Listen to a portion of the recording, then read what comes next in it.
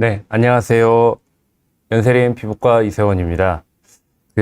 제가 이제 지난달에 보톡스 회춘술과 관련해서 얼굴 크기가 작아지는 보톡스 시술에 대해서 안내를 해드렸고요. 이번에는 보톡스 회춘술 중에 두 번째 시간, 보톡스를 이용해서 모공을 축소시키고 리프팅을 하고, 그래서 결과적으로 피부결이 좋아지는 그런 방법에 대해서 안내를 해드리려고 합니다. 지난 시간에 제가 말씀드렸듯이 보톡스라는 약, 이게 엄밀히는 보툴리눔 톡신이라는 거죠. 보툴리눔 톡신에 이 들어있는 주사제 상품명이 보톡스라는 건데, 워낙에 이 보톡스라는 그 주사제가 가장 처음 개발된 보툴리눔 톡신 제제이고 시장에 많이 알려져 있다 보니 보통 보툴리눔 톡신 제제의 대명사처럼 이렇게 보톡스라는 약을 그 이름을 사용을 하고 있습니다. 이 보톡스라는 약은 기본적으로 신경 전달을 차단하는 약이죠. 아세틸콜린이라는 분비를 차단해서 신경 전달을 차단한다는 얘기인데, 이게 무슨 얘기냐면 우리 근육이 움직이고 뭔가 활동을 하고 얼굴의 표정 근육이 움직이고 주름을 만들고 할 때는 신경이 명령을 내려야 돼요. 야, 근육아 이렇게 움직여라. 야, 근육아 이렇게 움직여서 이런 표정을 만들어라. 그런 신경의 명령을 내려야 되고, 그 명령이 내려야 근육이 움직이는 건데, 이 아세틸콜린이라는 분비를 차단함으로써 신경 전달을 차단해주고, 그래서 근육의 움직임을 줄여줍니다. 우리가 이 근육의 움직임이라는 게 좋은 방향으로 운동을 하고 튼튼해지는 근육도 있지만, 그게 아니라 조금 안 좋은 표정을 만들고 하는 그런 근육 쪽도 있는 거죠. 그런 근육 움직임을 줄이는 게 바로 이 보톡스의 기능이고요. 아무래도 근육은 운동을 안 하고 줄어들게 되면은, 그 움직임이 줄어들면 주름도 좀 완화가 되지만, 또 한 가지는 근육의 죄송합니다.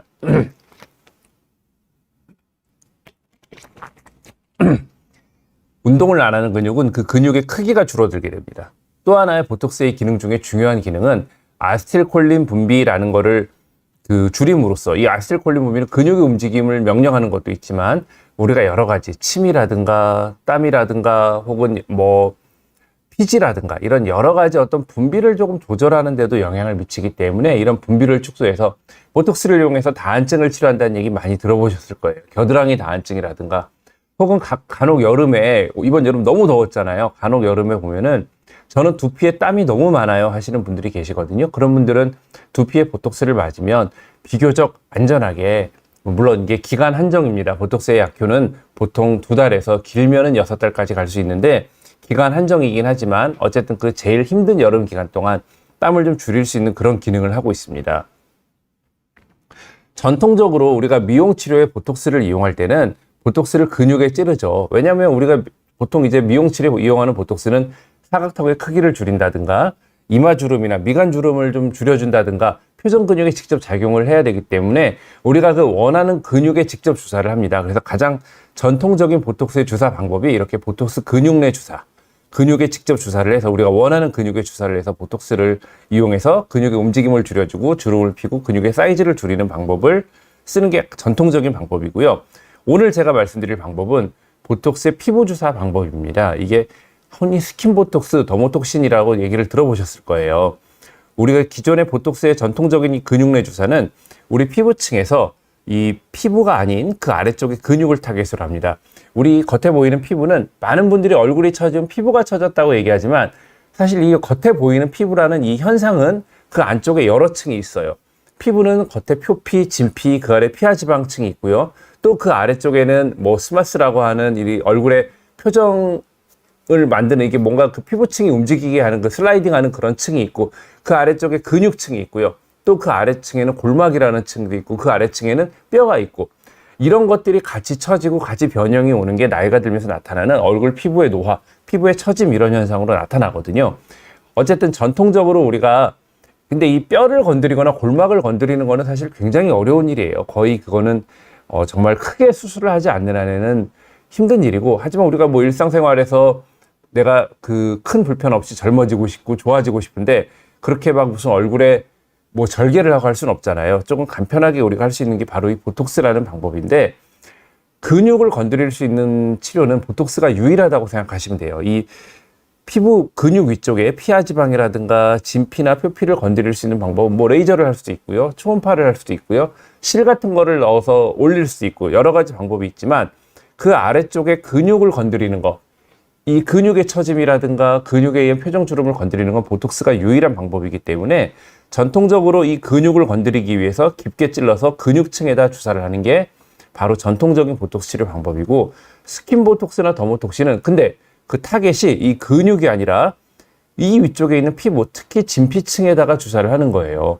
그 왜 진피층에다 이렇게 주사를 할까? 뭔가 장점이 있으니까 이렇게 주사를 하겠죠? 자, 이렇게 진피층에다 주사를 할 때는 그래서 피부의 얕은 곳에 주사를 하기 때문에 깊은 근육에 주사할 때 보이지 않던 휠이라고 하는 게 보입니다. 살짝 피부가 올라와요. 그 주사를 맞은 즉시는 보면은 이 더모톡신 스킨 보톡스를 하고 나면 올록볼록하게 주사 맞은 흔적이 많이 보입니다. 그래서 이 주사 맞은 흔적이 나타나는데 그 주사 맞은 흔적이 대개 한두 시간 지나면서 많이 가라앉죠. 이런 식으로 피부가 봉긋하게 올라와요. 어렸을 때 그 우리나라가 워낙 결핵이 많으니까 튜베르클린 반응 검사라고 하는 결핵 검사를 해보신 분들 있으실 거예요. 그러면은 피부에다가 이렇게 얕은 층에다가 얇게 올록볼록 올라오게 뭔가를 주사약을 넣고 한두 시간 후에 그 반응을 살펴보죠. 그게 튜베르클린 반응 검사인데 마치 그 튜베르클린 반응 검사를 하듯이 결핵 검사를 하듯이 보톡스를 얕은 층에다 놓는 게 바로 더모톡신 테크닉입니다.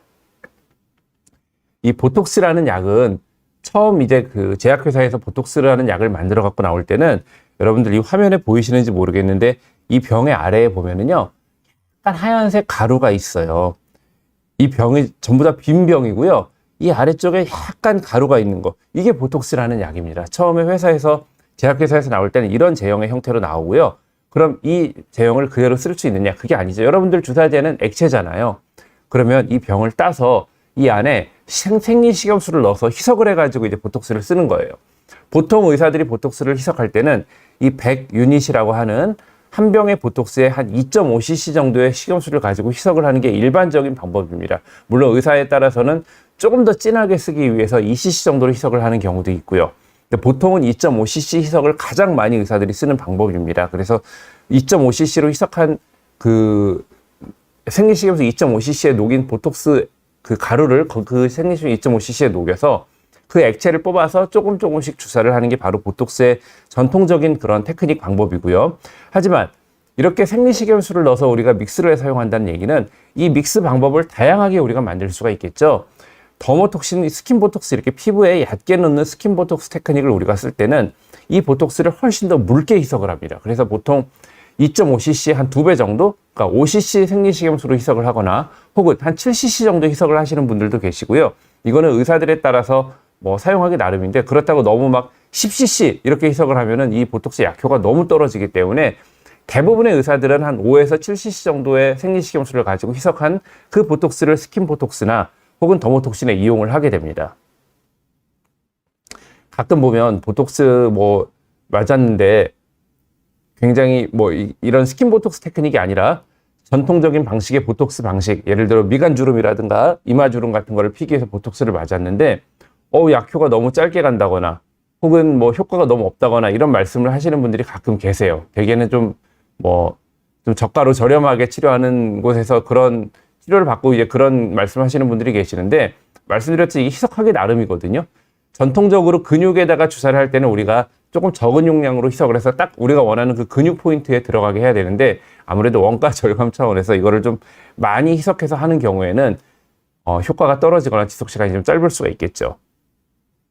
자, 다시 이제 스킨 보톡스 얘기 다시 돌아와서, 스킨 보톡스나 더모톡스는 이렇게 제가 앞에 말씀드렸듯이 2배 이상 더 묽게 희석을 해야 돼요. 스킨 보톡스는 이건 원가 절감 차원이 아니라 스킨 보톡스라는 테크닉 자체가 이렇게 보톡스를 좀 묽게 희석을 해서 사용하는 그 테크닉입니다. 자, 그렇게 하는 이유는 물론 단점이 있어요. 이렇게 너무 묽게 희석을 하면 지속기간이 좀 짧아집니다.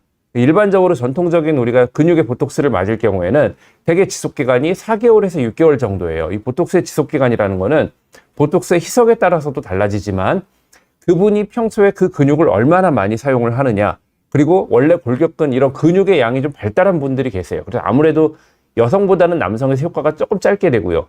보톡스를 지속적으로 맞으시다 보면은 이 지속기간이 조금 더 길어져요. 그 근육 사용을 잃어버리기 때문에. 근데 어쨌든 스킨 보톡스나 더모톡스는 많이 희석을 해서 하기 때문에 지속기간이 조금 짧습니다. 그래서 보통 스킨 보톡스나 더모톡스 같은 경우에는 이제 저 같은 경우에는 스킨 보톡스를 처음 맞으시는 분들은 처음에 한 3회 정도는 한 달에 한 번 정도 맞으시라고 얘기를 드리고요. 그 다음부터는 3개월에 한 번 정도 맞으시라고 얘기를 드려요. 전통적인 보톡스처럼 4개월, 6개월을 기대하지 않습니다. 스킨 보톡스는. 대신에 스킨 보톡스의 장점은 굉장히 자연스럽습니다. 보톡스를 맞고 나서 생기는 뭔가 어색함, 불편함. 보톡스는 근육을 마비시키는 거기 때문에 어색함과 불편함이 다소 따라올 수가 있습니다. 이게 부작용이라기보다는 보톡스라는 약에 갖고 있는 고유 기능이에요. 얘는 원래 그냥 그런 약이에요. 원래 근육을 마비시킴으로써 우리가 어떤 효과를 내기 때문에 어색함과 부자연스러움이 일시적으로 따라올 수가 있습니다. 이게 전통적인 보톡스 방식의 근육이 직접 찌를 때요. 근데 이런 어색함이나 불편함은 조금만 시간이 지나면 다 괜찮아지고 대개 보톡스는 부작용이라는 게 사실 거의 없는, 저는 제 개인적으로는 제가 하고 있는 모든 미용 치료 중에서 가장 안전하고 효과적인 게 저는 사실 보톡스라고 생각을 합니다. 어쨌든 자연스럽다는 게 스킨 보톡스의 장점이고요. 그리고 이 스킨 보톡스라는 거는 우리가 전통적인 근육에 찌르는 보톡스를 우리가 원하는 근육에만 딱 찔러요. 이게 원하지 않는 근육까지 퍼졌을 때는 오히려 다른 안 좋은 효과나 뭔가 모양의 이상함이나 부자연스러움이 심해질 수 있기 때문에 원하는 포인트에만 딱 들어가기 위해서 희석도 적게 희석을 해서 좀 그 약을 진하게 만드는 거죠. 진하게 만든 약을 소량 그 근육에만 딱 찌르는 게 전통적인 방식이고, 스킨 보톡스는 그게 아니라 많이 희석을 해가지고 여러 군데에 찌르게 됩니다. 그러다 보니 아무래도 여러 군데에 찌르게 되면 아프겠죠. 주사 통증이 조금 더 있어요. 전통적인 보톡스보다 좀 아파요. 그리고 주사 포인트가 여러분들 그냥 일반적으로 생각할 때 주사를 깊게 찌르면 안 아프고 얕게 찌르면 깊게 찌르면 더 아프고 얕게 찌르면 안 아플 것 같지만 반대예요. 주사를 깊게 찔러서 근육에 찌를 경우에 덜 아프고요. 얕게 찔러서 피부에 스며들게 할 때가 되게 아픕니다. 그래서 왜냐하면 이 피부는 단단한 결합 조직이기 때문에 약물이 그거를 좀 찢고 들어가듯이 들어갈 때 굉장히 아프고요. 또 피부에는 너브 엔딩이라고 해서 우리 신경 말단들이 많이 분포돼 있고, 그 신경 말단이 신경을 받아들이는 제일 어떤 첨단 세포 같은 거여서 이 신경 말단이 분포되어 있는 피부 쪽에 주사를 할 때가 통증이 더 있어요. 그래서 스킨 보톡스는 아픕니다. 일반적인 보톡스보다. 하지만 다른 장점이 또 있죠. 스킨 보톡스의 장점. 일반적으로 우리가 미간 주름을 피거나 이마 주름을 피면 그 주름은 좋아져요. 조금 좋아지는데 리프팅이나 어떤 턱선의 모양이 좋아진다거나 하는 거는 일반적인 보톡스를 방법을 가지고는 사실 하기가 어려운 방법입니다. 근데 스킨 보톡스의 장점은 이런 리프팅이나 처진 턱선을 개선할 수 있다는 게 스킨 보톡스의 굉장히 큰 장점이고요. 또한 다양한 주름을 감소시킬 수가 있어요. 우리가 이 입 주변 근육은 전통적인 보톡스 방식으로 입 주변의 근육에 보톡스를 세게 할 경우에는 그 입 주변이 굉장히 어색함이 심합니다. 그리고 식사를 하시거나 말을 하거나 혹은 양치질을 할 때 그 불편함의 정도가 우리가 좀 감내할 수 있는 정도를 넘어설 수 있고 그 모양도 굉장히 이상해질 수 있거든요. 그래서 전통적인 보톡스 방식으로는 이 입 주변에는 잘 주사를 하지 않고, 그래서 지금도 많은 보톡스 치료를 받아보시는 경험이 있는 그 우리 환자분들도 그렇지만 의사들도 입 주변 그 근육에는 보톡스를 놓지 않는다라고 얘기하시는 분들이 많이 계세요. 근데 적절한 포인트에 이 스킨 보톡스를 잘하면 입 주변 주름을 많이 개선시킬 수가 있습니다. 우리가 아무리 이마나 미간이나 눈가가 보톡스를 맞아서 팽팽해졌다 해도 이 아래쪽이 늙어 있으면 아래쪽에 주름이 이렇게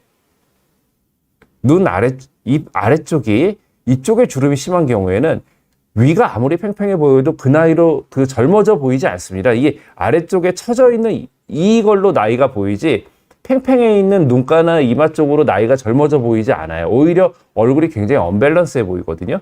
그런 언밸런스함을 줄여서 이 아래쪽 주름을 좀 더 개선시킬 수 있는 게 그게 바로 이 스킨 보톡스의 장점이 될 수 있어요. 또 하나 스킨 보톡스의 장점은 모공을 축소시킬 수가 있고요. 피지가 감소되고 결과적으로 피부결을 개선하는 그런 효과가 있습니다. 그럼 보톡스라는 약은 근육에 작용한다고 앞에 제가 설명을 드렸는데 이게 도대체 뭐길래 모공을 축소하고 피지를 감소시키고 하는가? 스킨 보톡스의 주사 포인트가 근육이 아니라 그 위쪽의 피부층, 진피층이라고 제가 말씀을 드렸는데요. 우리 얼굴 근육은 얼굴의 피부층은 조금 다른 부위의 팔이나 다리나 이런 쪽이랑 조금은 다른 구조를 갖고 있어요. 특히 우리가 이 팔이나 다리의 근육을, 이 팔의 피부가 표정을 만들 수 있나요, 여러분? 힘을 주고 빼고 하는, 굵어지고 빼고 우리가 어떤 기능을 하는 거지 얘는 표정을 못 만들어요. 하지만 얼굴 근육은 표정을 만들어요. 웃고 찡그리고 하는 표정을 만들어요. 왜 그럴까요? 그 이유는 근육층에서부터 마치 이렇게 무슨 나뭇가지를 뻗듯이 우리가 피부 위쪽으로 그 근육층에서부터 피부까지 미세한 근육 섬유가 살짝 다 닿아서 조그만 그 피부들을 근육의 어떤 움직임에 따라 피부가 같이 그 근육의 모양대로 움직일 수 있게 우리 얼굴 피부만 그렇게 돼 있어요.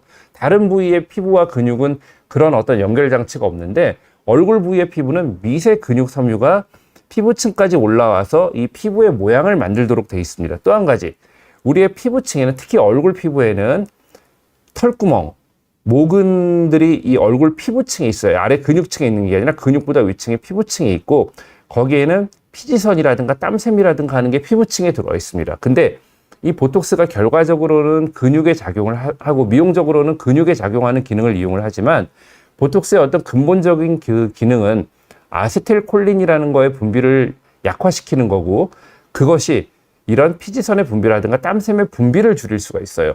자, 우리가 모공이라는 게 왜 생기나요? 모공이라는 거는 피지 분비가 많이 되고 혹은 털이 나오고 땀이 나오고 하는 게 바로 이 모공이라는 건데 그런 어떤 분비가 많은 경우에 모공이 더 벌어질 수가 있고요. 특히 여드름이 난다거나 그렇게 뭔가 피지선에 문제가 있을 경우에 모공이 많이 벌어지게 되죠. 보톡스를 이용해서 그렇게 피지를 조금 줄여줄 경우에는 우리가 이런 모공도 줄어들 수 있는 그런 효과가 있는 겁니다. 또 한 가지, 이 보톡스의 그 피부에 쪽으로 미세하게 가는 그 근육, 피부를 뭔가 이렇게 짱짱하게 잡아가지고 쭉 벌어지게 만드는 이 모공을 벌어지게 만드는 그런 어떤 근육의 움직임을 조금 줄여줌으로써 또 모공이 좀 줄어들 수 있는 그런 효과를 낼 수가 있습니다. 그래서 이 스킨보톡스, 더모톡스는 이거는 의사들마다 놓는 방식이라든가 혹은 놓는 위치는 다 달라요. 이런 식으로 뭐 이마나 눈가 쪽에 집중해서 혹은 이런 라인 쪽에만 집중해서 이제 이런 경우 이런 식으로 주사를 놓는 경우 우리가 뭔가 리프팅을 할 경우에 이런 식으로 주사를 많이 놓습니다. 어떤 귀 앞뒤나 이런 턱선 라인 쪽에 혹은 이렇게 눈가 쪽에 어떤 잔주름을 우리가 조금 더 피면서 이런 콧볼의 크기 같은 것도 조금 축소를 할 수 있거든요. 이런 식으로 주사를 놓기도 하고 혹은 이런 턱선이라든가 이 목주름도 우리가 그 보톡스를 이용해서 물론 모든 목주름 이렇게 가로로 깊게 패인 목주름이 보톡스로 좋아지긴 힘듭니다. 근데 나이가 들면 가로로 이렇게 깊게 패인 주름뿐 아니라 세로로 생기면서 목이 쪼글쪼글해지는 현상이 있어요. 침을 삼키거나 물을 드시거나 할 때 아마 이게 한 연세가 한 40대 중반 이상 되신 분들은 그 느끼실 거예요. 물을 먹거나 그럴 때 목가 이렇게 쪼글쪼글하거나 혹은 목에 그 좀 마르신 분들, 목에 살이 많이 없는 분들은 40대 중반 정도가 되면 이게 세로로 목에 뭔가 날이 쓰듯이 굉장히 보기 싫은 게 나이 들어 보이는 그런 목 모양을 많이 해요.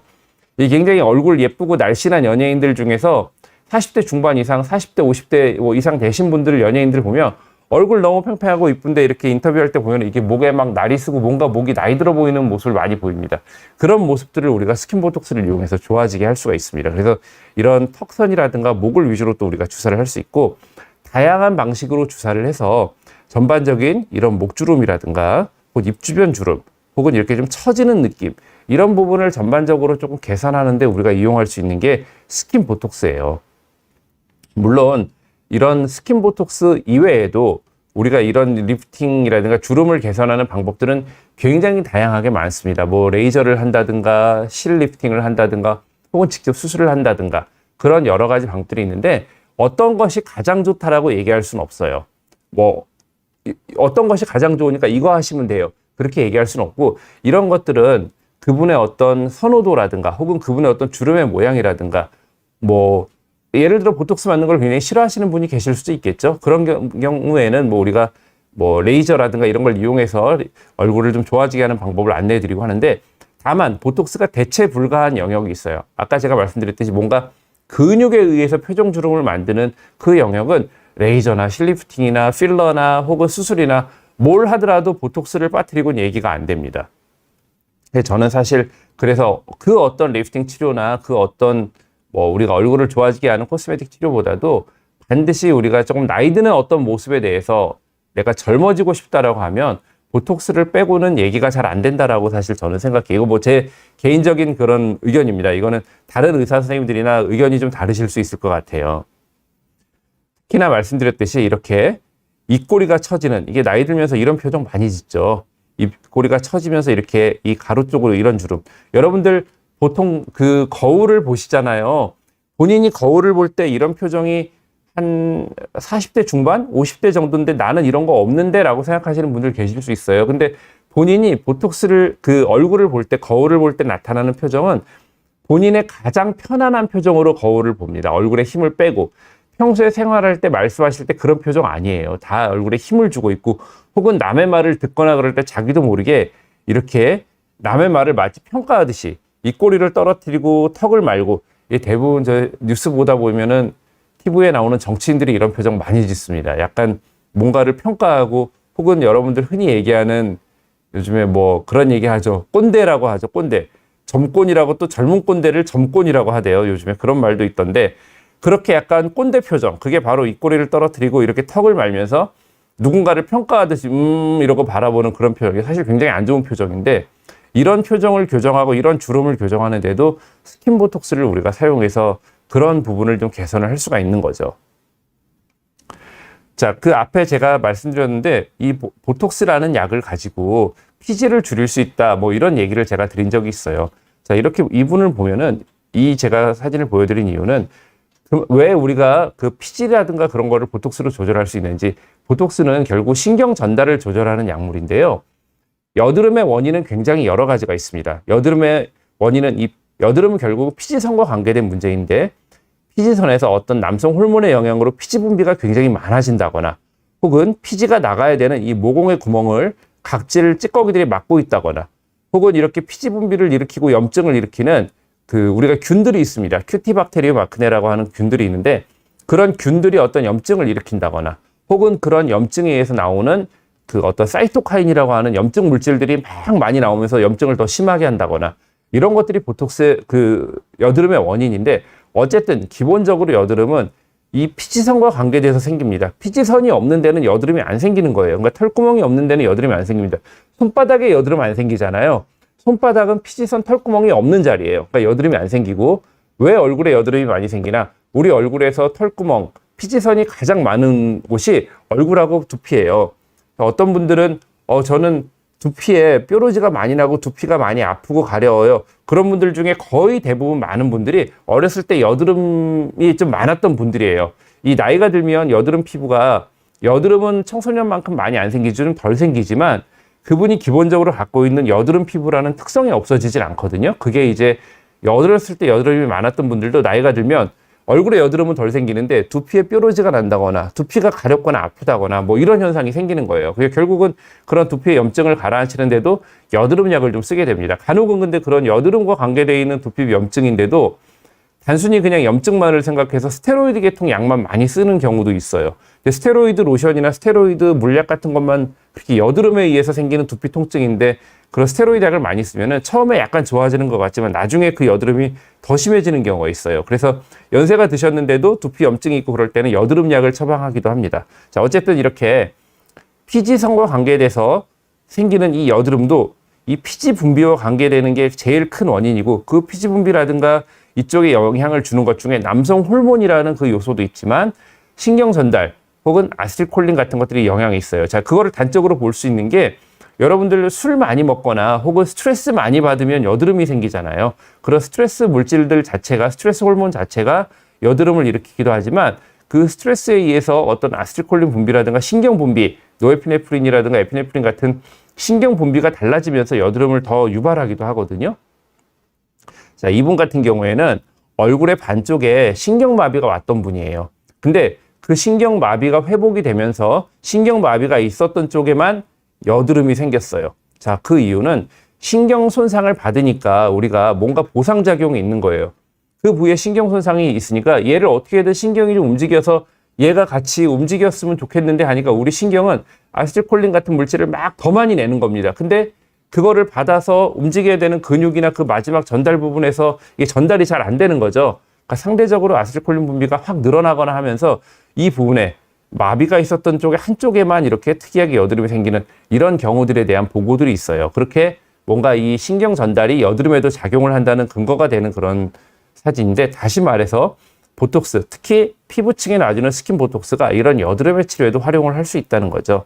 그래서 여드름이 있는 분들, 피지가 발달한 분들을 보면은 이렇게 그 조직 검사를 해보면 안쪽에 피지선이라고 하는 그 층이 발달이 돼 있고, 이 모공 안에 이렇게 찌꺼기 같은 것들이 잔뜩 껴있는 이런 형태를 보여요. 그래서 이 피지 분비를 줄여주거나 그러면 당연히 이런 찌꺼기도 줄고 여드름도 조금 좋아질 수 있고 이렇게 넓어져 있는 모공에도 조금 우리가 활용을 할 수가 있는 거죠. 그래서 이렇게 그 피지선의 분비를 조절하는 것들이 여러 가지 인자들이 있습니다. 뭐 이쪽에 각질이 뭐 낀다든가 뭐 염증이 생긴다든가 피지 분비가 늘어난다든가 이런 요소들이 있는데 각각의 이런 요소들의 모든 요소들의 보톡스가 조금씩 작용을 할 수가 있습니다. 자, 근데 제가 말씀드리고 싶은 거는 그럼 여드름 치료를 보톡스로 치료하라는 얘기는 절대 아니고요. 여드름 치료는 기본적으로 여드름 약을 쓰고 기본적으로 여드름 치료를 해야 돼요. 그러니까 기본적인 여드름 치료, 예를 들어서 뭐 항생제 계통의 약이라든가 피지 조절제 같은 약을 드신다든가 혹은 바르는 연고를 바르신다든가 뭐 아니면은 보통 평소에 생활 조절을 잘한다든가 이게 가장 기본적인 여드름 치료 방법이고요. 그거에 대해서 이제 여드름을 압출하고 짜면서 뭔가 약간 이게 이런 각질층이 심할 경우에는 약간의 그 얕은 박피 필링을 좀 한다든가 이런 것들이 기본적인 치료죠. 혹은 피지 분비를 줄이는 것도 보톡스만 방법이 있는 게 아니고요.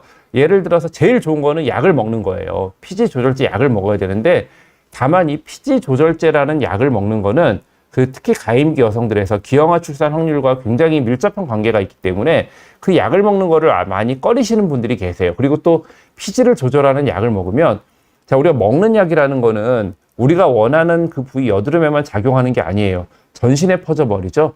몸이 전반적으로 기름이 많으니까 다 건조해져요. 그 건조증, 특히 아토피가 있거나 그런 분들은 그래서 제일 우리가 의사들이 치료하기 어려운 여드름이 아토피가 있어서 피부가 가렵고 건조한데 얼굴은 기름기가 많고 여드름 있는 분들, 정말 피부과 의사들이 치료하기 까다롭게 생각하는 여드름인데 그런 분들은 피지 조절제를 먹기가 너무 힘듭니다. 피지 조절제 복용하면은 몸이 너무 건조해지셔가지고 가려움증이 심해져서 이게 견딜 수가 없거든요. 그런 분들에서 우리가 전신으로 퍼지지 않으면서 원하는 부위에만 뭔가 조절을 할 때 물론 이 피지를 줄일 때 레이저 같은 걸 쓸 수도 있고요. 혹은 이런 스킨 보톡스 같은 게 대안이 될 수 있다는 거예요. 여드름, 다시 한번 말씀드리면 여드름 치료를 보톡스로 하시라는 얘기 전혀 절대 아니고요. 다른 방법이 여러 가지가 있지만 다른 방법을 하기 어려운 경우에 하나의 대안으로서 안내를 드리는 거고요. 혹은 내가 피지 분비가 많고 모공도 벌어졌고 얼굴도 처졌는데 기왕이면 이런 부분들이 조금씩 다 좋아질 수 있는 방법을 찾는다. 그럴 경우에 우리가 또 스킨 보톡스를 가지고 피지 조절이라든가 모공 축소에 사용을 할 수가 있습니다. 또 한 가지, 안면 홍조가 굉장히 심한 분들 계세요. 안면 홍조가 심하면서 그 모공이 또 많이 벌어진 분들이 계신데 이 안면 홍조가 심한 분들은 모공을 축소할 때는 우리가 대부분 레이저 치료를 안내를 해드리죠. 피부과 가시면은 아마 레이저 치료 많이 안내를 받으실 거예요. 근데 안면 홍조가 심한 분들은 피부가 굉장히 예민하고 얼굴이 작은 자극에도 잘 붉어지고 그게 또 잘 정상으로 잘 돌아오질 않습니다. 그런 분들한테는 레이저 치료하는 게 그 치료 받으시는 환자분도 그렇고 치료하는 의사도 굉장히 부담스러울 수가 있는데 그런 분들이 모공 고민이 있을 때는 이 보톡스 같은 경우에는 오히려 안면 홍조가 있을 때 홍조도 결국은 신경 전달에 의해서 그 혈관이 움직이면서 홍조가 심해지는 경우가 있기 때문에 스킨 보톡스를 적절히 사용하면 홍조도 약간 줄일 수 있으면서 모공을 조금 축소시킬 수 있는 그런 효과를 낼 수가 있어요. 그러니까 이런 치료는 내가 무조건 이거 하면 좋아지겠구나. 그거 아니고요. 각각의 여러분들마다 다 맞는 치료가 다 다를 거예요. 그러니까 그 어떤 치료를 선택할지에 대해서는 그거는 뭐 여러분들 진료하시는 선생님이랑 잘 상의를 해보시고 결정을 하셔야지 오늘 제가 이런 얘기 드리면 스킨 보톡스만 하면 다 해결되는구나. 스킨 보톡스 해야지. 그렇게 생각하시면 안 되고요. 제가 오늘 말씀드린 이런 스킨 보톡스에 대한 내용이 뭐 전혀 이게 뭐 크게 새로운 내용이 아니고요. 제 혼자의 주장이 아니라 스킨 보톡스, 더모톡신과 관계돼서 이런 어떤 리프팅이라든가 모공 축소, 피지 분비 조절과 관계돼서는 굉장히 많은 논문들이 나오고 있고 실제로 우리나라에서도 뭐 삼성병원 같은 데서도 이렇게 연구를 해서 그런 부분에 적어도 그 어떤 리프팅에 대한 만족도나 그런 거를 단순히 다른 걸 안 하고 스킨 보톡스만 했는데도 얼굴에 처짐이 있는 분들 리프팅의 만족도가 50% 이상 만족도가 있었다. 뭐 이런 연구 결과도 있습니다. 100%가 아니죠. 그러니까 이것만 하면 무조건 다 좋아진다. 그런 거 아니고요. 어떤 우리가 할 수 있는 여러 가지 방법들 중에 한 대안으로서 이런 스킨 보톡스 같은 것도 우리가 좋은 대안이 될 수 있고 좋은 방법이 될 수 있다라고 해서 제가 여러분들 오늘 소개해 드린 겁니다. 네. 네, 오늘 제가 말씀드릴 내용은 여기까지 제가 준비한 내용이고요. 뭐 이후에 질문들 있는 내용을 제가 조금 그 답을 좀 해드리겠습니다. 이혜니 님이 보톡스는 효과가 일시적이다는 말도 있던데 주기는 어느 정도로 하면 좋을까요? 하셨는데요. 자, 이 보톡스라는 약을 아까 이제 제가 두 가지 방법이 있다고 그랬죠. 보톡스를 맞는 거는 전통적으로 근육 내에 주사를 하는 방법이 있고 혹은 피부에다 주사를 하는 방법이 있어요. 전통적으로 우리가 근육에다가 주사를 할 경우에는 대개 보톡스 효과는 4개월에서 6개월 정도 간다라고 생각하시면 맞을 것 같고요. 스킨보톡스의 효과는 3개월 이하라고 생각하셔야 돼요. 그래서 이제 저 같은 경우에는 스킨보톡스를 처음 맞는 분들은 처음에 한 3회 정도까지는 한 달에 한 번 정도 맞으시라고 안내를 해드리고요. 뭔가 자리를 잡고 근육의 움직임을 조절하기 위해서 그렇게 한 달에 한 번 정도 맞으시라고 그러고 그 이후에는 3개월에 한 번 정도 맞으시라고 안내를 해드립니다. 스킨보톡스는 희석을 많이 하기 때문에 그 지속기간이 조금 짧아요. 근데 이 보톡스의 지속기간에 대해서 이거는 희석의 정도라든가 혹은 그분의 어떤 근육의 움직임, 워낙에 근육이 강하고 근육이 세신 분들이 있거든요. 그런 분들은 보톡스의 효과가 조금 짧게 갑니다. 사람에 따라서 조금 케이스 바이 케이스 조금씩 달라지고 부위에 따라서도 조금씩 달라질 수가 있을 것 같아요. 근데 대부분 전통적인 어떤 보톡스의 기간은 4개월에서 6개월 사이다. 이렇게 생각을 하시면 될 것 같습니다. 네, 식탐 많은 콧물 여왕님, 네, 스킨보톡스 많이 아픈가요? 라고 질문하셨는데, 네, 스킨보톡스는 일반적으로 근육에 찌르는 보톡스보다 조금 더 아픕니다. 왜냐하면 스킨보톡스는 일단 여러 군데를 많이 찌르게 되고요. 근육에 깊게 찌르는 것보다 우리가 피부는 굉장히 단단한 결합 조직이기 때문에 그 결합 조직을 약간 뚫고 우리가 약이 퍼질 때 그 통증이 좀 있고 또한 신경말단이 스킨 그 피부층에 많이 있어서 그쪽이 더 통증이라든가 여러 가지 감각을 많이 느끼는 자리라서 그 부분에 주사를 했을 때 조금 더 아파요. 그래서 일반적인 보톡스를 맞을 때보다 스킨 보톡스를 맞을 때는 마취 용고를 조금 더 긴 시간을 바릅니다. 우리가 마취 용고의 마취 깊이는 얼마나 오랫동안 바르고 있었는지 그 바른 시간에 따라서 조금 달라지거든요. 스킨 보톡스를 맞으러 이제 병원에 가실 때는 조금 더 시간 여유를 가지고 내가 오늘 병원에 가서 평소에 보톡스를 맞으러 가면 30분 안에 끝났었는데 그럼 오늘은 갔을 때 1시간 정도 걸릴 수 있겠구나 그렇게 생각을 하고 가시는 게 맞을 것 같아요. 웃음가득님이 스킨보톡스는 내성이 생긴다고 제가 가는 피부과에서는 안 놔주시는데 보톡스를 눈가나 이마에 맞고 있어서 그런 걸까요? 하셨는데요. 이 내성이라는 문제에 대해서는 의사들마다 의견이 많이 다르고 이제 웃음가득님 가시는 병원의 선생님은 아마 내성에 대한 어떤 경험이 있으시거나 혹은 그런 내성이나 이런 부분에 대해서 굉장히 좀 우려가 많으신 선생님이신 것 같아요. 근데 이제 저 같은 경우에는 저는 개인적으로 사실 보톡스의 이 내성이라고 하는 부분은 물론 이게 용량과도 관계가 있지만 이거는 그분의 어떤 쉽게 설명한 체질이라고 할까요? 내성이 생길 사람들은 용량과 관계없이 작은 용량에도 내성이 생기고요. 내성이 안 생기실 분들은 안 생깁니다. 그리고 제가 벌써 저는 이제 피부과 전문의가 된 지 제가 이제는 20년 정도가 됐네요. 제가 피부과 전문의 그 자격을 딴 지 20년 정도가 됐고 보톡스 시술을 한 지도 거의 20년 가까이 제가 보톡스 시술을 해왔는데 제가 지금까지 그렇게 보톡스 시술을 하면서 정말 많은 사람들을 봤겠죠. 저희 피부과 전문의 중에서도 제가 보톡스를 좀 많이 시술하는 의사 중에 한 명인데 저는 지금까지 내성이라는 거를 한 분 경험해 본 것 같아요. 근데 이제 그분도 내성이 의심돼서 제가 그분의 혈액 시료를 채취를 해가지고 그분의 혈액을 보톡스 내성을 검사하는 그 미국의 검사기관에 보내봤어요. 이분이 진짜 내성인지 아닌지. 근데 거기서 보톡스와 관계된 항체가 있지는 않다라고 제가 보고를 받았거든요. 그러니까 사실 엄밀하게 따지면 저는 아직까지 내성이라는 거를 경험을 해보지 못했어요, 저는. 근데 그래서 저는 이 내성이 있다는 거에 대해서 내성이라는 거를 교과서로만 접해보고 물론 다른 의사들을 통해서 그분들이 경험했던 내성에 대한 얘기를 들어봤는데 저는 내성에 대해서는 아직까지 들어보지를 못했어요. 그리고 이 보톡스 피부주사, 물론 자주 보톡스 피부주사를 맞는 경우에 내성의 확률이 올라갈 가능성은 분명히 있을 것 같아요. 제가 생각해도. 근데 그런 가능성 자체가 기본적으로 내성이라는 거에 그 빈도 자체가 워낙 적기 때문에 너무 걱정을 안 하셔도 될 것 같고 내성이 생길 분들은 작은 용량에도 이미 내성이 생깁니다. 안 생길 사람들은 많이 맞아도 잘 안 생기고요. 우리가 보통 보톡스의 내성이 보고되는 그런 이제 논문 같은 걸 보면은 일반적으로 우리가 피부 치료를 하거나 할 때 쓰는 그런 정도의 용량이 아니라 정말 어마어마한 용량을 주사를 맞아요. 그게 어떤 경우에 그러냐면 근육 경련이 있거나 그런 경우에 주사를 할 때는 정말 어마어마한 용량을 주사를 하거든요. 그럴 경우에 우리가 내성이 생기는 예들이 좀 보고가 돼 있어요. 그리고 특히나 요즘에는 그래서 이 스킨 보톡스 같은 걸 할 때 보톡스의 내성을 줄이기 위해서 이 보톡스라는 약이 그 실제 효과를 나타내는 효과 부분이 있고, 이거를 더 안정시키기 위해서 기존에 이제 우리가 전통적인 옛날 보톡스는 안정시키는 단백질 부분이 하나가 더 붙어 있어요. 우리가 뭔가 이렇게 부속품이 많을 때는 각각의 부속이 다 문제를 일으킬 수가 있죠.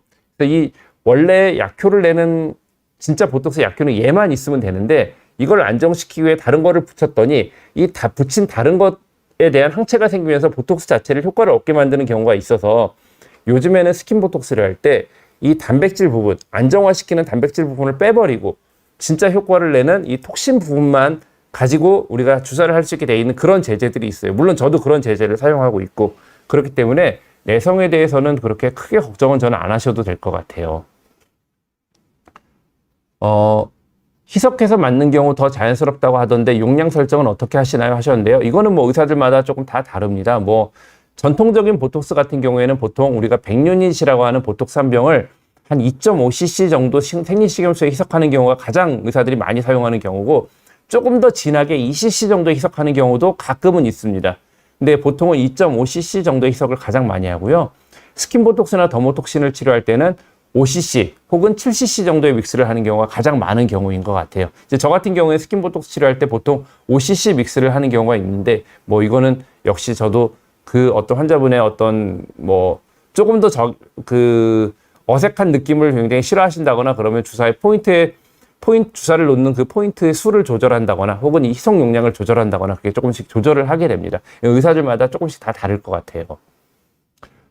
우승가등님이 그럼 마리오네트 주름 같은 것 입 주변 주름도 가능한 건가 봐요 라고 하셨는데요. 마리오네트 주름이 여기가 쑥 꺼져가지고 있는 마리오네트 주름을 보톡스를 가지고 다 조절은 못합니다. 그러니까 제가 말씀드린 게, 제가 이제 뭔가 치료에 대해서 안내를 해드리면 어떤 분들이 그럼 이거를 하면 되겠다라고 생각하시는데, 이 치료라는 거는요, 여러 가지가 같이 가는 것 중에 이게 그 어떤 부분을 조절할 수 있는 보톡스가 가장 기본적인 거거든요. 기본적인 한 부분이 얘만 하면 다 해결된다 이건 아니고요. 다만 이 마리오네트 주름이라든가 입꼬리가 처지면서 생기는 여러 가지 이런 라인을 조절할 때 기본적으로 여기를, 보통은 이제 마리오네트 주름을 치료할 때 제일 많이 쓰는 게 사실은 이 꺼진 부위에 필러를 많이 넣습니다. 필러를 많이 넣거나 혹은 이 부위의 탄력을 좋아지게 하겠다고 이제 레이저 치료 같은 걸 많이 하거든요. 아니면 이제 조금 더 이제 강력하게 나가는 분들은 실리프팅 같은 거, 실을 넣어서 걸어서 끌어올린다거나, 그렇지 않으면 뭐 이렇게 절개해서 수술을 한다거나 이런 방법을 쓰는데, 어떤 방법이든 간에 이 주변에 작용하는 그 근육에 작용할 수 있는 방법은 없어요. 그거는 보톡스가 유일한 방법이기 때문에 다른 방법을 가지고, 이 마리오네트 주름이 심한 분들은 보톡스만 가지고 해결은 안 돼요. 하지만 보톡스를 가지고 이쪽에 입꼬리를 끌어내리는, 이렇게 우리가 입 주변에는 입을 아래로 끌어내리는 근육들이 많이 있거든요. 그 근육들을 끌어내리지 못하게 좀 조절을 해준 상태에서 우리가 필러를 한다거나 레이저를 하면은 더 효과가 좋겠죠. 그래서 이런 어떤 입 주변 주름이라든가 혹은 이 마리오네트 주름 같은 거를 우리가 치료할 때도 보톡스를 같이 병행할 경우에 조금 더 좋은 효과를 낼 수가 있습니다. 큰사랑님이 60 초반이시고 처음 시작인데 괜찮을까요? 하고 싶은 부위가 넓을 텐데 통증이 걱정되는데 괜찮을까요? 하셨는데, 스킨 보톡스는 아파요. 이거는 보톡스를 처음 맞는 분이건 여러 번 맞는 분이건 사실 적응이 잘 안 되는 통증이긴 합니다. 안 아프다고 얘기해 드릴 수는 없는데, 통증에 대해서 걱정이 많이 되신다라고 하면 그거를 사전에 이제 치료를 받으시기 전에 그 치료받으시는 그 병원 원장님, 의사 선생님한테 말씀을 하시면은 아마 마취용고를 조금 더 긴 시간 바르도록 안내를 해드릴 거예요. 우리가 이런 치료를 할 때 마취용고를 바르고 치료를 하게 되는데, 마취용고는 몇 분을 바르고 있느냐에 따라서 마취의 깊이가 달라져요. 15분 발랐을 때 느끼는, 이 피부에 느끼는 통증이 다르고요. 30분 발랐을 때가 다르고 1시간 발랐을 때 달라지거든요. 정말 물론 그렇다고 해서 줄창 무슨 뭐 2시간, 3시간 바르면은 이게 더 안 아파지냐? 그건 아니고, 거의 최대 마취 깊이로 들어가는 게 45분에서 1시간 정도 사이라고, 이거는 뭐 기존의 논문에서 그 마취 연고를 바르고 마취의 깊이가 어떻게 되는지에 대한 논문에서 나온 얘기인데요. 대개 45분에서 1시간 정도를 마취 연고를 발랐을 때 최대 마취 깊이에 도달을 하게 됩니다. 그러니까 통증이 걱정되시면, 제가 아픈 게 걱정되니까 마취 연고를 좀 충분히 발라주십사 말씀을 하시면은 아마 충분히 병원에서 그 의사 선생님이 그 부분에 대해서 다 이제 알아서 인지하시고 그렇게 배려해 주실 겁니다. 그러니까 통증에 대해서 그렇다고 해서 전혀 안 아플 수는 없습니다. 근데 뭐 굉장히 많은 분들, 저 하루에도 막 스킨 보톡스 굉장히 여러 번 이게 치료하거든요. 지금까지 아파서 못하겠다는 분은 사실 한 번도 못 본 것 같아요. 아프지만 다 참고 할 만한 정도의 그런 통증인 것 같습니다. 나이스주님이 보톡스 맞고 싶은데 미간이나 이마는 주의해야 한다고 하니 겁이 나서 못하고 있답니다. 정말 그런가요? 자, 미간이나 이마를 주의해야 되는 이유는요. 특히 젊은 사람보다도 나이가 들면서 처음 보톡스를 나이 들어서 맞는 분들이 이마 같은 데 맞을 때는 조금 불편하실 수 있어요. 왜 불편하느냐? 이거는 보톡스의 고유의 기능을 이해를 하셔야 되는데 보톡스는 근육을 마비시키는 약이에요. 자, 이마주름이 왜 생길까요? 이마주름은 이마 쪽으로 눈을 뜰 때 이 눈 근육이 약한 분이 이마주름이 많이 생겨요. 그래서 쌍꺼풀이 있고 눈이 또렷한 분들보다 쌍꺼풀이 없고 외꺼풀이고 눈이 좀 약간 눈꺼풀이 떨어진 분들, 이런 분들이 이마주름이 더 많이 생깁니다. 왜냐면 눈꺼풀 근육이 약하기 때문에 눈꺼풀 근육만으로 눈을 잘 못 떠요. 이마주름이 이마 근육이 도와줘야 돼요. 눈을 뜰 때. 이마를 끌어올리면서 눈을 떠야 되고, 혹은 표정이 굉장히 다양하신 분들이 있어요. 약간 여러분들 보시면은 주변 친구들 중에 표정이 조금 무표정한 분들이 있는가 하면 어떤 분들은 똑같이 얘기를 해도 손동작이 많고 표정이 굉장히 다양한 분들이 있으실 거예요. 표정이 다양해서 근육을 많이 쓸수록 이마주름 많이 생기는 거거든요. 자, 그런데 보톡스라는 약은 근육을 마비시킴으로써 그 주름의 그 주름 지는 걸 막아줘서 주름을 피는 약이란 말이에요. 내가 늘 이마에 주름을 짓고 나는 살던 사람인데 40년, 50년을 이마에 주름을 짓고 살고 왔었는데 보톡스를 맞아서 그 주름 짓는 행동을 못하게 만들었어요. 어떠시겠습니까? 당연히 어색하고 불편하죠. 게다가 특히나 눈꺼풀이 약한 분들은 이마가 눈을 뜨게 이마 근육이 도와줬어야 되는데 얘가 잘 도와주지를 못하니까 눈꺼풀이 약간 떨어지는 겁니다. 또 혹은 이 보톡스를 가지고 모든 주름을 다 해결하지 못합니다. 그리고 이게 이마주름 중에서도 눈썹 바로 위에 눈썹과 인접해서 있는 이 주름까지 나는 보톡스만으로 모든 주름을 해결하고 싶어요. 그렇게 안 돼요. 보톡스를 할 수 있는 주름이 있고 안 되는 주름이 있는데 이마주름 중에서도 눈썹 바로 위에는 이 주름을 내가 다 이마를 정말 뺀뺀하게 하나도 주름 없이 보톡스를 해주세요. 그게 불가능해요. 그럼 뭔가 치료를 무리하게 되면 이쪽에 눈을 뜨거나 눈썹을 움직이는 이마 근육까지 다 마비를 시키게 되고, 그러면 눈썹이 툭 떨어지게 되고 눈이 무겁게 되거나, 혹은 이 보톡스가 잘 퍼지지 못하면 눈꼬리가 다른 데는 처지면서 눈꼬리가 확 치켜 올라가듯이 뭔가 이상한 표정이 나오게 되거든요.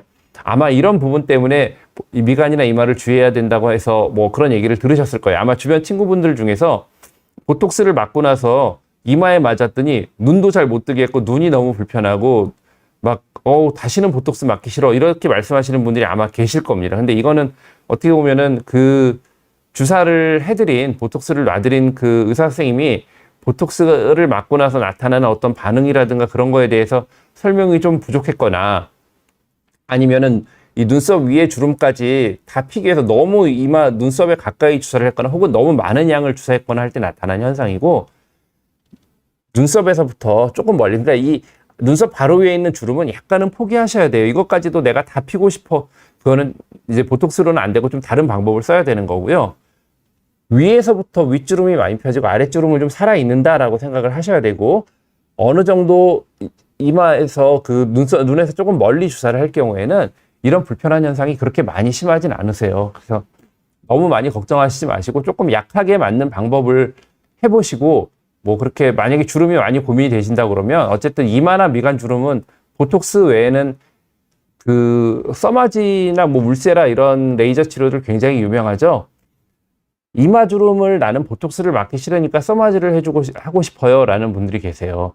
써마지나 울세라 같은 거는 이 아래쪽 처짐이나 피부 결을 좋아지게 하는데 분명히 좋은 치료긴 한데, 표정을 지으면 생기는 이마의 고랑이나 주름을 써마지나 울세라를 하는 거는요, 제가 장담하건대 보톡스를 한 번 맞는 거랑 써마지를 100번을 하는 거랑 이마에 써마지 100번 하면은 이마에 100번 하면 아마 비용도 아마 한 1억 원 이상 비용이 들 겁니다. 보톡스 이마에 한 번 맞는 거 그렇게 비용 들지 않죠?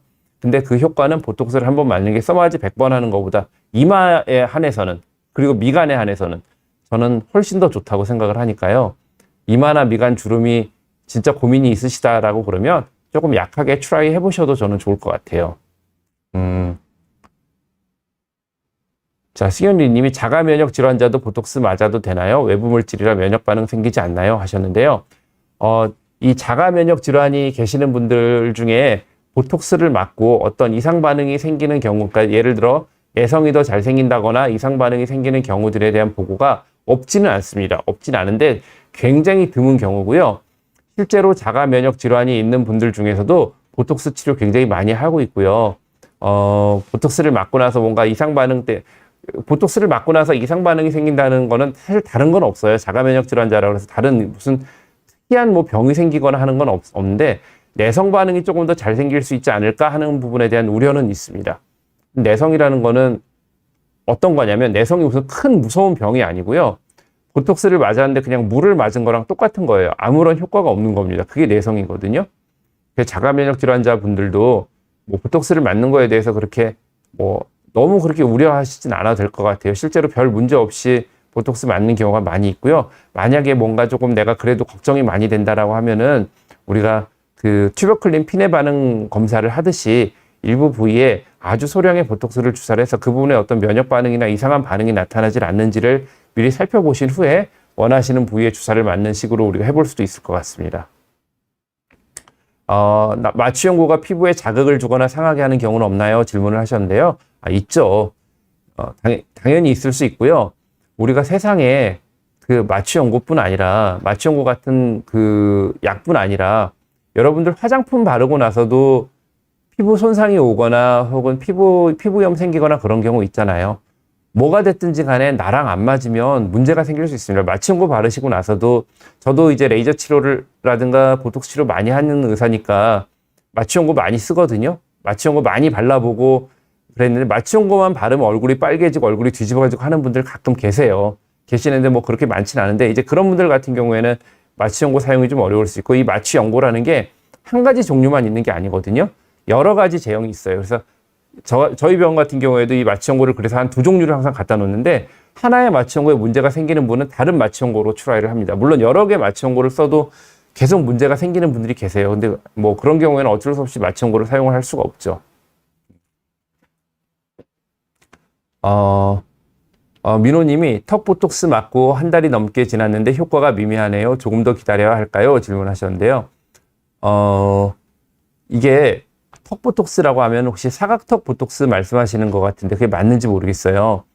사각턱 근육 자체가 이게 우리가 사각턱이 근육을 사각턱에 우리가 근육을 조절하는 보톡스를 놓을 때 보톡스는 근육에 작용하는 거거든요. 그러니까 근육의 비대 때문에 생긴 사각턱은 보톡스를 맞고 좋아집니다.